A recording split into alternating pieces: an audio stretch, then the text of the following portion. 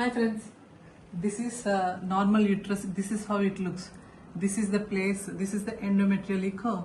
This is the place where baby goes and sits inside the uterine cavity. There is a space inside this, see? This is the anterior wall of uterus, this is the posterior wall of uterus. Uterus కి ఇలా ఉంటారు కదా, గర్భసంచి లోపల బాడీలో ఇది ఒక గోడ, ఇది ఒక గోడ. నార్మల్ యూట్రస్ ఇలా ఉంటుంది, ఈ సైజులో ఈ షేప్లో ఉంటుంది. బట్ ఎడినోమయోటిక్ యూట్రస్ అంటారు. ఈ young lady, she's 30 years old, married since, marriage ఎన్నాళ్ళు ఏంటన్నా, మ్యారీడ్ సిన్స్ 13 years. ఇన్ఫర్టిలిటీ అంటే ప్రెగ్నెన్సీ డిలే అవుతుందని వచ్చింది. తన యూటరస్ ఎలా ఉందో చూడండి.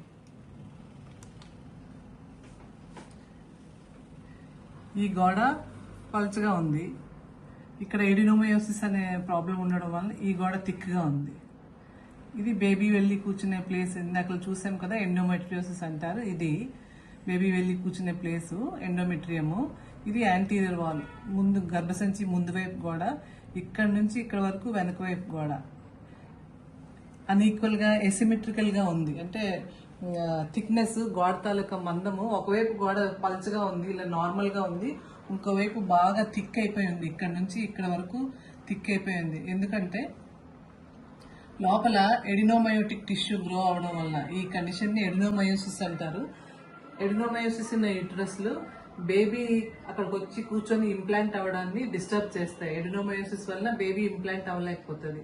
So this is one of the causes for infertility. Thank you.